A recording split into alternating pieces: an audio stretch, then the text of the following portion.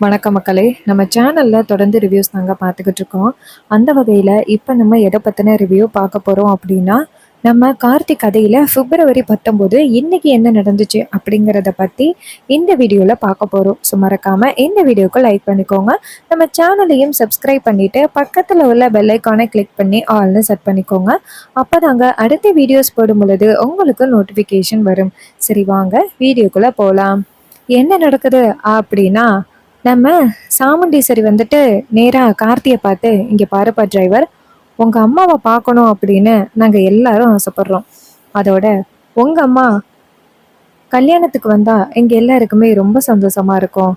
அதனால நீ நேரா உங்க அம்மாவுக்கு ஃபோன் பண்ணி கூப்பிடுப்பா" அப்படின்னு சொன்னதோட, கார்த்தி வந்துட்டு நேரா சாமுண்டீஸ்வரிய பார்த்து, "மேடம், அம்மாவுக்கெல்லாம் அந்த அளவுக்கு நீங்க பத்திரிக்கை வைக்கணும் அப்படின்னு ரொம்ப இம்பார்ட்டன்ட் இல்ல மேடம்." சாமுண்டீஸ்வரி சொல்றாங்க, "இங்க பாருப்பா டிரைவர், உங்க அம்மாவை பார்க்கணும், உங்க அம்மா கல்யாணத்துக்கு வரணும் அப்படின்னு நாங்க முடிவு பண்ணிட்டோம்.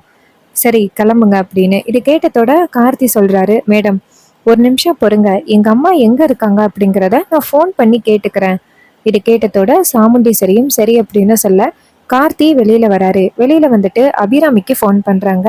அபிராமி கோவில்ல இருக்காங்க. கார்த்தி நேரா அபிராமி கிட்ட, "அம்மா எங்க இருக்கீங்க?" அபிராமி சொல்றாங்க, "பக்கத்துல உள்ள கோவில்ல இருக்கேன்ப்பா." "ஏன்பா கார்த்திக்?" கார்த்தி சொல்றாரு, "அம்மா, நான் அன்னைக்கே சொன்னேன்ன, இது மாதிரி அத்தையோட பொண்ணுங்களை வந்து பார்க்காதீங்க, நாளை பின்ன ஏதாவது பிரச்சனை ஆகும் அப்படின்னு. சொன்னதை கேட்டிங்களா?" அபிராமி கேக்குறாங்க. "ஏன்பா என்னாச்சு?" கார்த்தி சொல்றாரு, "இப்ப உங்களுக்கு பத்திரிக்கை கொடுக்கணும் அப்படின்னு ரேவதி ரொம்ப ஆசைப்படுறா." இது கேட்டதோட அபிராமி சொல்றாங்க, "சரி கொண்டுட்டு வாப்பா, இதுல என்ன இருக்கு? அப்படியே என் மருமகளையும் பார்த்த மாதிரி இருக்கும்." அப்ப கார்த்தி சொல்றாரு, "அம்மா, நான் எதுக்காக சொல்றேன் தெரியுமா? ரேவதி வந்தா யாராவது உங்களையும் ரேவதியும் ஒண்ணா வச்சு பார்த்தா பிரச்சனை ஆயிரும். கொஞ்ச நாளைக்கு முன்னாடி தான் ரேவதி பாட்டியை சந்திச்சு ரொம்ப பெரிய பிரச்சனை ஆகுனுச்சு" அப்படின்னு. இது கேட்டதோட ரொம்ப அதிர்ச்சி ஆகுறாங்க நம்ம அபிராமி. அப்ப அபிராமி கேக்குறாங்க, "ஏன்பா கார்த்தி, என்னப்பா பண்றது?" கார்த்தி சொல்றாரு, "சரி இருங்க, ரேவதி தானே பத்திரிக்கை கொடுக்க வரா, அதனால பிரச்சனை இல்லை" அப்படின்னு சொன்னதோட அபிராமியும் சரிப்பா அப்படின்னு சொல்லிட்டு, "நான் கோவில்ல காத்துக்கிட்டு இருக்கேன், வாப்பா" அப்படின்னு சொல்லிட்டு அபிராமி கோவில்ல காத்துக்கிட்டு இருக்காங்க. அப்ப நம்ம கார்த்தி வந்து நேரா நம்ம சாமுண்டீஸ்வரி கிட்ட, "மேடம், நான் ரேவதி அம்மாவை கூட்டிட்டு போறேன்" அப்படின்னு சொன்னேன்.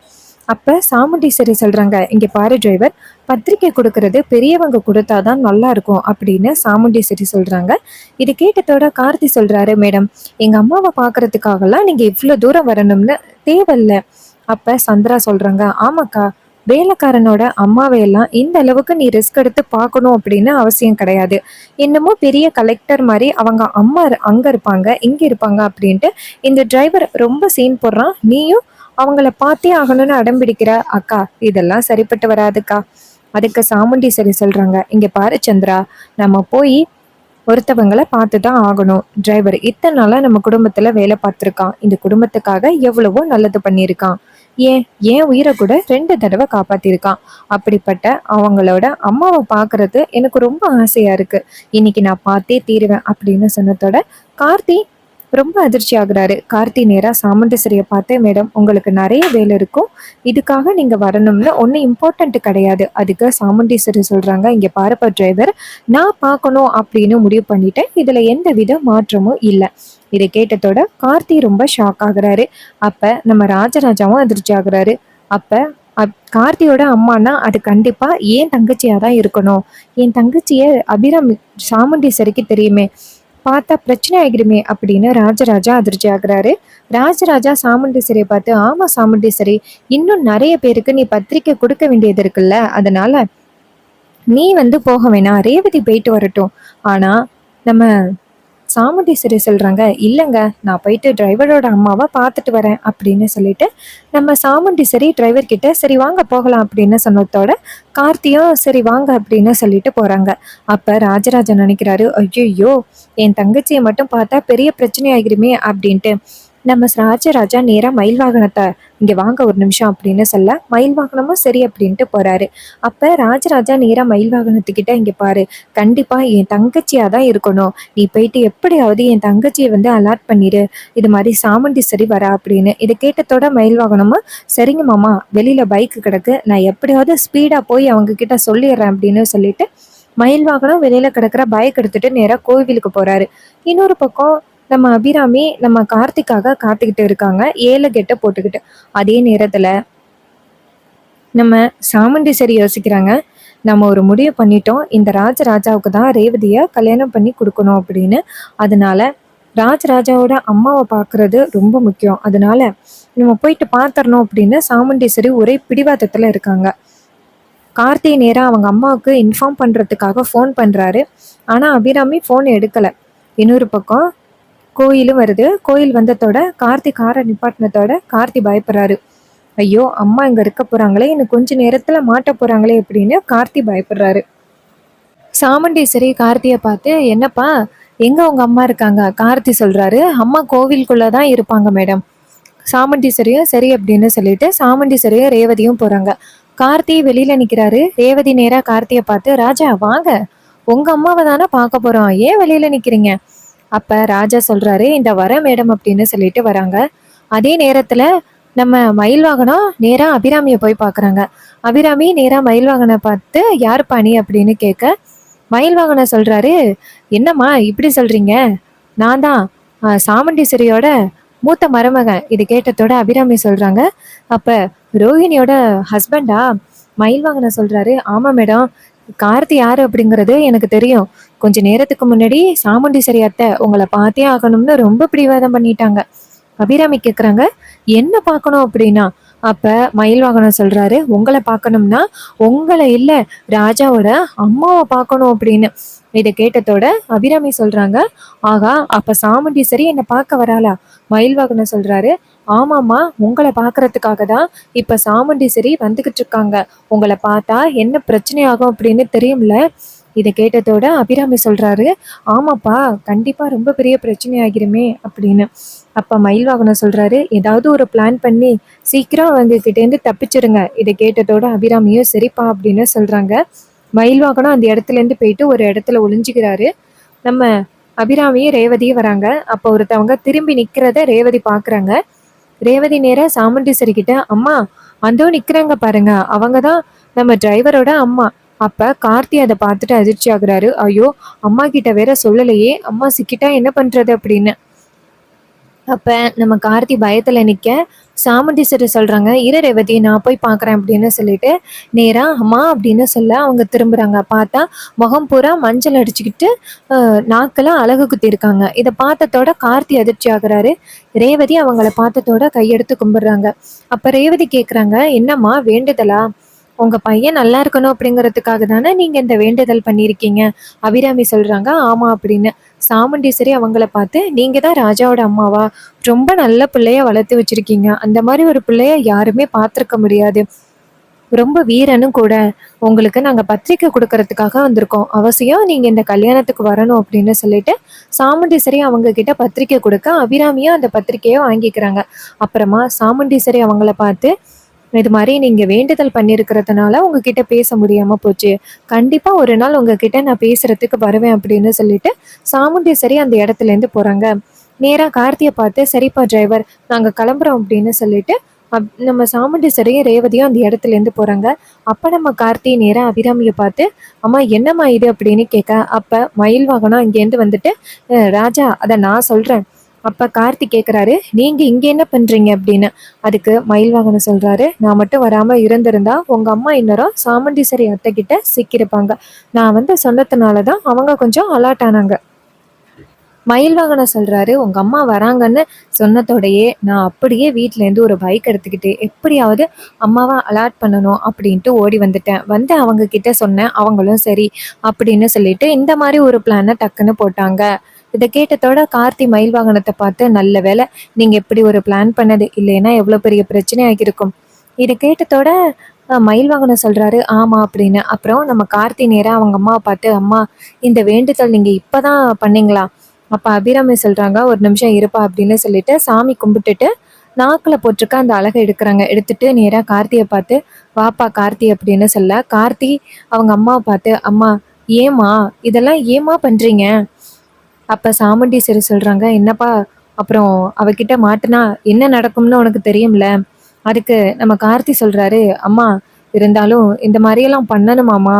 உங்களுக்கு வலிக்காதா?" அப்ப அபிராமி சொல்றாங்க, "இங்க பாருப்பா, இந்த வேண்டுதல நான் சாதாரணமா பண்ணல. உனக்கும் ரேவதிக்கும் கல்யாணம் நடக்கணும் அப்படிங்கிறதுக்காக தான் இந்த வேண்டுதல பண்ணேன்" அப்படின்னு. இத கேட்டதோட கார்த்தி ரொம்ப அதிர்ச்சி ஆகுறாரு. "அம்மா நான் இத பத்தி உங்ககிட்ட சொல்லிட்டேம்மா. எனக்கு இந்த கல்யாணத்துல விருப்பம் இல்ல" அப்படின்னு. அபிராமி சொல்றாங்க, "இங்க பாருப்பா, நீ கல்யாணத்துல விருப்பம் இல்லன்னு சொல்லிக்கிட்டே இருக்காத. தீபா 6 மாசத்துக்கு முன்னாடி இறக்கும் பொழுது உன்கிட்ட என்ன சத்தியம் வாங்குனா? நீ இன்னொரு கல்யாணம் பண்ணிக்கணும். குழந்தை குட்டியோட சந்தோஷமா இருக்கணும் அப்படின்னு சொல்லிட்டு உன்கிட்ட சத்தியம் வாங்குனால்ல. ஞாபகம் இருக்காப்பா?" அப்ப கார்த்தி சொல்றாரு, "ஆமாம்மா ஞாபகம் இருக்கு." அப்ப அபிராமி சொல்றாங்க, "அப்புறம் நீ சந்தோஷமா இருக்கணும் அப்படின்னு எனக்கு தோணாதாப்பா? இங்க பாரு, நீ ரேவதிய கல்யாணம் பண்ணிக்க." அப்ப கார்த்தி சொல்றாரு, "அம்மா தயவு செஞ்சு இந்த டாபிக்க மறுபடியும் எடுக்காதீங்கம்மா" அப்படின்னு சொல்லிட்டு நிக்கும் பொழுதே சாமுண்டீஸ்வரி ஃபோன் பண்றாங்க. கார்த்தி சொல்றாரு, "சரி மேடம் ஃபோன் பண்ணிட்டாங்க. நான் கிளம்புறேன்." அபிராமி சொல்றாங்க, "சரிப்பா போயிட்டு வா" அப்படின்னு சொன்னதோட, கார்த்தி நேரா மயில் வாகனத்த பார்த்து, "அம்மாவ பத்திரமா கொண்டு போய் விடுங்கன்னு" சொன்னதோட, மயில் வாகனமும் "சரி நான் பார்த்துக்கிறேன்" அப்படின்னு சொல்றாங்க. அப்புறமா கார்த்தி போயிட்டு நேரா கார்ல ஏற, சாமுண்டீஸ்வரி கார்த்திய பார்த்து, "உங்க அம்மா ரொம்ப நல்லவங்களா இருக்காங்க. நீ நல்லா இருக்கணும் அப்படிங்கிறதுக்காக அழகெல்லாம் குத்துறாங்க. உங்க அம்மாவுக்கு சாமி பக்தின்னா அதிகமா?" அப்ப கார்த்தி சொல்றாரு, "அவங்க தானே எல்லாமே" அப்படின்னு. அப்ப ரேவதி சொல்றாங்க, "அம்மா இந்த டிரைவர் வந்துட்டு அவங்க அம்மா மேல பாசம் வச்சிருக்க மாரி நடிக்கிறாரு. அவங்க அம்மா ரேஷன் கடையில சாப்பாடு வாங்கி சாப்பிடுறாங்க. ஒழுங்கான புடவை கூட அவங்களுக்கு இல்ல. எவ்வளோ பாவமா இருக்காங்க தெரியுமா? ஆனா இந்த டிரைவர் கொஞ்சம் கூட அவங்க அம்மாவ பத்தி திங்க் பண்ணவே மாட்டேங்கிறாரு." அப்ப சாமுண்டீஸ்வரி சொல்றாங்க, "ரேவதி அப்படியெல்லாம் சொல்லாதம்மா. என்னை பொறுத்த வரைக்கும் கண்டிப்பா இவரு அம்மாவ நல்லா தான் பார்த்துப்பாரு." அப்ப ரேவதி சொல்றாங்க, "அம்மா அவங்க ரொம்ப பாவமா இருக்காங்க. நம்ம ஏம்மா அவங்கள நம்ம வீட்டுக்கு கொண்டாந்து வச்சுக்க கூடாது?" சாமுண்டீஸ்வரி நேரா கார்த்திய பார்த்து, "ஆமா டிரைவர், ரேவதி சொல்றதும் சரிதான். நீ ஏன் உங்க அம்மாவ ஏதோ ஒரு இடத்துல தங்க வச்சிருக்க? நேரா நீ உங்க அம்மாவ இங்க கூட்டிட்டு வந்துரு." அப்ப ரேவதி சொல்றாங்க, "இங்க பாருங்க டிரைவர், உங்க அம்மா சும்மா வந்து தங்குறாங்க அப்படின்னு வருத்தப்பட வேணாம். வீட்ல சமையல் வேலைக்கு வச்சுக்கலாம்." இத கேட்டதோட கார்த்தி சொல்றாரு, "இல்ல மேடம் அதெல்லாம் வேணாம்." சாமுண்டீஸ்வரி சொல்றாங்க, "இங்க பாருப்பா டிரைவர், நான் முடிவு பண்ணிட்டேன். நீ தான் வந்துட்டு உங்க அம்மாவ இங்க கூட்டிட்டு வரணும்." கார்த்தி சொல்றாரு, "சரிங்க மேடம் நான் கூட்டிட்டு வரேன்" அப்படின்னு சொல்றாங்க. அதுக்கப்புறம் எல்லாரும் சேர்ந்து நேரா வீட்டுக்கு போறாங்க. இன்னொரு பக்கம் மாயாவ காமிக்கிறாங்க.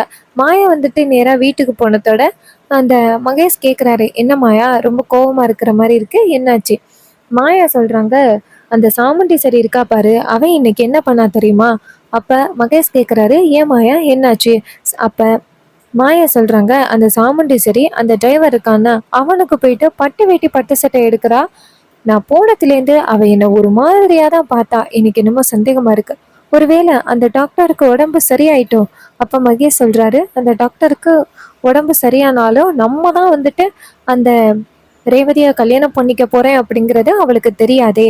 அப்ப நம்ம மாயா சொல்றாங்க, "ஆமா அது தெரியாதுல்ல. தெரியாம எப்படி அந்த சாமுண்டீஸ்வரி ஏன் மேல கோவமா இருக்க மாதிரி பிஹேவ் பண்றா?" இது கேட்டதோட அந்த மகேஷ் சொல்றாரு, "அப்படியெல்லாம் இருக்காது." அஹ் இது கேட்டதோட மாயா சொல்றாங்க, "சரி இருக்காதுன்னு தான் நினைக்கிறேன். ஆனா அந்த டிரைவருக்கு அந்த பட்டு வேட்டி பட்டு சட்டை எடுத்து கொடுத்ததோட எனக்கு செம்ம டென்ஷன் ஆகிட்டு. எவ்வளோ தைரியம் இருந்தா அந்த சாமுண்டீஸ்வரி இப்படி பண்ணுவா? இதெல்லாம் தேவையா அவளுக்கு?" அப்ப மகேஷ் சொல்றாரு, "சரி விடு, அந்த வீட்ல வேலை பார்க்குறான். அதோட 2, 3 டைம் அந்த சாமுண்டீஸ்வரியோட உயிரை காப்பாத்திருக்கான் அப்படிங்கிறதுக்காக கூட அந்த சாமுண்டீஸ்வரி பட்டு வேட்டி பட்டு சட்டை எடுத்து கொடுத்துருக்கலாம்ல." அதுக்கு மாயா சொல்றாங்க, "எனக்கு என்னமோ அப்படி தோணல மகேஷ். இதுக்கு பின்னாடி வேற ஏதோ ஒரு காரணம் இருக்கு அப்படின்னு தோணுது." இது கேட்டதோட மகேஷ் சொல்றாரு, "அப்படியா சொல்ற?" மாயா சொல்றாங்க, "ஆமா மகேஷ், கண்டிப்பா இதுக்கு பின்னாடி ஏதோ ஒரு காரணம் இருக்கு" அப்படின்னு. அப்ப மகேஷ் சொல்றாரு, "சரி அப்படி இருந்தாலும் என்ன நடக்க போகுது? அதான் பத்திரிக்கை அடிச்சாச்சு, பந்தக்கால் நட்டாச்சு. இனிமே எனக்கும் ரேவதிக்கு தான் கல்யாணம் நடக்க போகுது." அதுக்கு மாயா சொல்றாங்க, "இங்க பாரு மகேஷ், கடைசி நேரத்துல ட்விஸ்ட் ஆகிட்டுன்னா அன்னைக்கு நிச்சயதார்த்தத்துல டக்குன்னு நீ காணும்." அப்படின்னதோட சாமுண்டீஸ்வரி அந்த டிரைவரோட கையில ச அந்த மோதிரத்த கொடுத்து போட சொன்னான்ல, ஒருவேளை அதே மாரி ஆகிருச்சுன்னா என்ன பண்றது? அதுக்கு நம்ம கண்டிப்பா இடம் குடுக்கக்கூடாது. இது கேட்டதோட நம்ம மாயா சொல்றாங்க, "ஆமா மகேஷ், அப்படி கூட இருக்குல்ல" அப்படின்னு சொல்லி பேசிக்கிறாங்க. அதே நேரத்துல நம்ம மகேஷ் வந்துட்டு, சரி அந்த ரேவதி வந்து ஏதோ ஒரு குட்டி பாப்பாவா வளர்க்குறேன்னு சொன்னால்ல, அவ பேரு கூட ஏதோ தீபான்னு, அந்த பொண்ணுகிட்ட நம்ம போயிட்டு க்ளோஸா இருந்தா, அந்த பாப்பாவுக்கு என்ன புடிச்சிட்டுன்னா, அதுக்கப்புறம் இந்த கல்யாணத்த யாராலயும் நிப்பாட்ட முடியாது. இத கேட்டதோட ரேவதி சொன்னத கேட்டுட்டு நம்ம மாயாவும், ஆமா ரேவதி அப்படி சொல்லியிருக்கால்ல நம்மகிட்ட, நம்ம அந்த பிளான கூட ஒர்க் அவுட் பண்ணலாமே அப்படின்னு நம்ம மாயா நினைக்கிறாங்க. அப்ப மகேஷ் சொல்றாரு, சரி நான் இன்னைக்கே ரேவதிய கூட்டிக்கிட்டு அந்த குட்டி பாப்பாவ பார்க்கணும்னு சொல்லி போறேன். இது கேட்டதோட மாயாவும், சரி சூப்பர் மகேஷ், இப்படியே நீ ரேவதி கிட்ட கொஞ்சம் க்ளோஸ் ஆனா, அவளே வந்துட்டு உன்ன யாரு என்ன தப்பு சொன்னாலும் கண்டிப்பா நீ நல்லவன் அப்படின்னு தான் சொல்லுவா. இது கேட்டதோட மகேஷும் ஆமா அப்படின்னு சொல்றாங்க. அதுக்கப்புறம் கார்த்தி எல்லாரும் சேர்ந்து வீட்டுக்கு போறாங்க. அங்க போனதோட சாமுண்டீஸ்வரி வீட்ல போயிட்டு உட்கார்றாங்க. சந்திர நேரா சாமுண்டீஸ்வரிய பார்த்து, அக்கா நீ இவ்ளோ ரிஸ்க் எடுக்கிறது ரொம்ப வேஸ்ட்டுக்கா. இந்த டிரைவரோட அம்மாவை எல்லாம் போய் பார்க்கணும் அப்படின்னு உனக்கெல்லாம் அவசியம் கிடையாது. அப்ப சாமுண்டீஸ்வரி சொல்றாங்க, சந்திரா என்ன சந்திரா இப்படி பேசுற? அப்ப ராஜராஜா சொல்றாரு, சந்திராவை என்னைக்குமே திருத்த முடியாது. அப்ப சாமுண்டீஸ்வரி சொல்றாங்க, என்னங்க நான் பார்க்கலாம் அப்படின்னு தான் போனேன். அவங்க வந்துட்டு வேண்டுதல் பண்ணியிருக்காங்க போல. முகமெல்லாம் மஞ்சள் ஆயிருந்துச்சு. அதோட அழகு குத்தி இருந்தாங்க.